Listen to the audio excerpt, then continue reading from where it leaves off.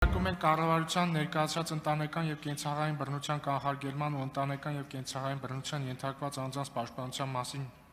օրենքում լրացումներ կատարելու մասին եւ Հայաստանի Հանրապետության քրեական օրենսգրքում լրացումներ կատարելու մասին օրենքների նախագծերի փաթեթը երկրորդ ընթերցմամբ եւ ամբողջությամբ ընդունելու մասին հարցը։ Հիմնական զեկուցող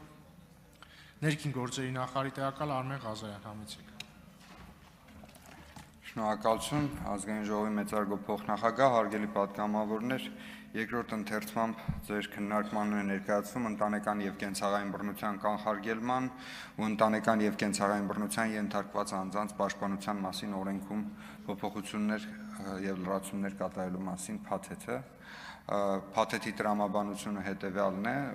նախորդ փոփոխություններով ընտանեկան եւ կենցաղային բռնության մասին օրենսդրության մեջ ավելացվել էին էլեկտրոնային հսկողության գործիքակազմեր, ներկայումս նախարարությունը գտնում է այդ գործիքակազմերի ձեռքբերման եւ տեխնիկական ապահովման փուլում,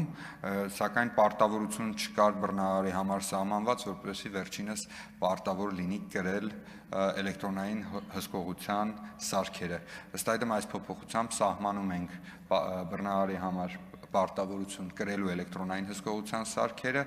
եւ քրեական օրենսգրքում համապատասխան հոդվածում փոփոխություն են կատարում դրանց չկրելու համար պատասխանատվություն սահմանելով։ Այսքանը խնդրում եմ հաստատել, շնորհակալություն։ Շնորհակալություն, հարցեր չեն լինի, կարող եք զբաղեցնել ձեր